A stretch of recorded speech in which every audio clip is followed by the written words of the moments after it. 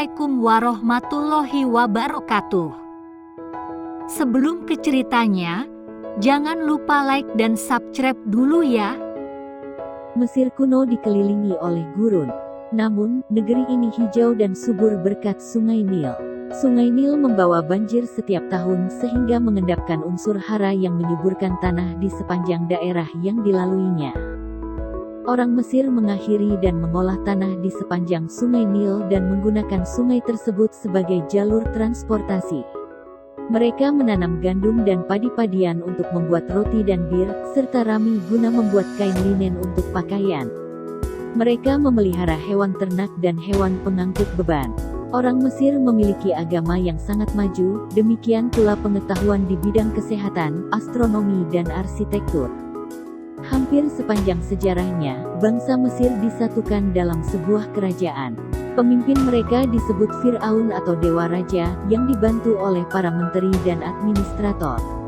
Ketika wafat, Fir'aun dimakamkan bersama harta bendanya di makam berhias hieroglif atau gambar tulisan suci.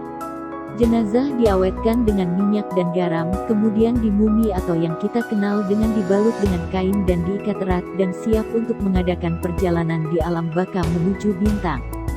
Karena Fir'aun dianggap wakil bangsa Mesir di hadapan para dewa. Kedamaiannya dalam kehidupan di alam baka merupakan harapan semua anggota masyarakat. Kebanyakan penduduk Mesir berprofesi sebagai petani. Mereka memberikan sebagian hasil panen tahunan ke kuil setempat sebagai pajak. Sangat sedikit orang yang dapat menulis atau membaca. Pendidikan hanya diberikan kepada anak laki-laki. Para anak laki-laki yang dapat menulis disebut sebagai juru tulis. Merekalah yang kemudian menjadi pendeta dan aparat pemerintah yang mengelola negeri bagi Fir'aun. Namun, pusat kehidupan bangsa Mesir adalah komunikasi dengan para dewa. Untuk mencapai hal ini, orang Mesir menciptakan ukiran batu yang luar biasa indahnya. Mereka membangun berbagai piramida dan kuil raksasa. Mereka mendirikan tugu batu yang tinggi.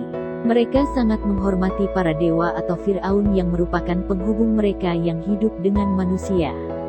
Orang Mesir mengembangkan suatu cara untuk mengawetkan jenazah raja dewa mereka. Mereka membuat bangunan makam untuk memberi perlindungan selamanya bagi jenazah dewa raja mereka. Jenazah orang-orang kaya juga dimumi. Kemudian, jenazah dimakamkan bersama harta benda sebagai bekal bagi kehidupan di alam baka.